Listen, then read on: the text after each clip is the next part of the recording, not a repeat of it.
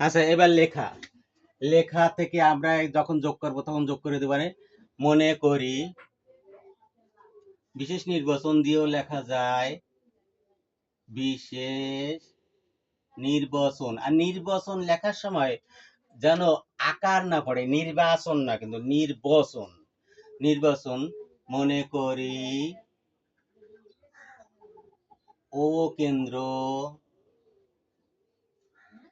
বিশিষ্ট বিশিষ্ট বৃত্তে A B O C D দ্বয় সমান দূরে অবস্থিত। সমান দূরে অবস্থিত। সমান দূরে অবস্থিত অর্থাৎ লেখা যাবে ও ই সমান সমান ও এ। প্রমাণ করতে হবে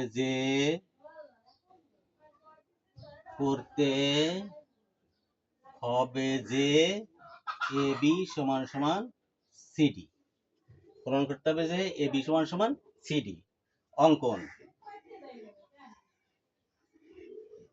অঙ্কন ও কমা এ আর ও কমা সি যোগ করি। অঙ্কন ও কমা এ এবং ও কমা সি যোগ করি। যোগ করার ফলে দুইটা ত্রিভুজ হলো। এইবার আমরা দুইটা ত্রিভুজের সর্বসম বানাবো। প্রমাণ। প্রমাণ প্রমাণ হচ্ছে ত্রিভুজ। ধাপ 1 দেই। ধাপ 1, ত্রিভুজ ও এ ই ও ত্রিভুজ ও এফ সি এর মধ্যে কি কি সমান। আমরা আগে দেব যে ও ই সমান সমান এফ, কেননা বলছে দূরত্ব সমান, তাহলে ও ই সমান সমান ও এফ। দূরত্ব বলে দূরত্ব সমান, তাই কইছে না? আচ্ছা, দূরত্ব সমান বলে, তাই তো। এবার হচ্ছে কি, আমরা অতি বুঝে আসি। ও এ সমান সমান ও সি।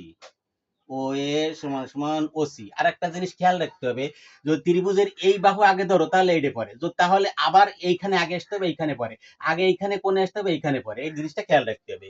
ও এ সমান সমান ও সি, একই বৃত্তের ব্যাসার্ধ। ওরা কি একই বৃত্তের ব্যাসার্ধ। ওরা হচ্ছে একই বৃত্তের ব্যাসার্ধ।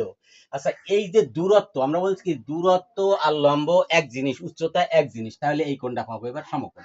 এই কোণটা পাবো সমকোণ। যেহেতু এই ত্রিভুজ থেকে আমরা শুরু করছি, ও এ ই আগে লিখবো।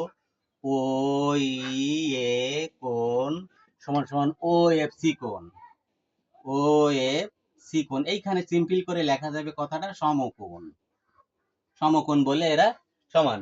কি সম বললাম? অতএব ত্রিভুজ ও ই এ, অথবা ত্রিভুজ এরকম লেখা যাবে ও ও এ ই সর্বসম সমান ত্রিভুজ ও সি এফ।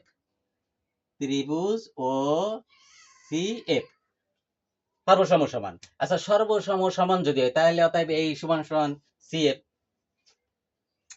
সর্বসমান। এখন যদি সর্বসম সমান হয়, তাহলে এখানে তুমি ধাপ আলাদা করে ফেলতে পারো, একসাথেও লিখতে পারো। ধাপ 2, অতএব এ ই সমান সমান সি এফ। আচ্ছা, এই এর সমান সমান সি এফ যদি হয়, তাহলে আমরা জানি কি লম্ব ওই যাকে সমদ্বিখণ্ডিত করে। অতএব লিখতে পারি যে এই রে লিখতে পারি হাফ এ বি সমান সমান হাফ সিডি।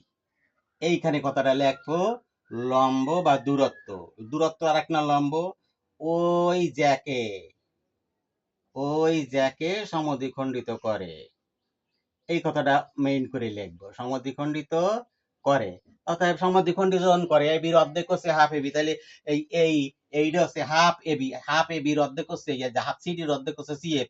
এবার হাফ হাফ উভয় যদি বাদ দেই, তাহলে কি থাকে?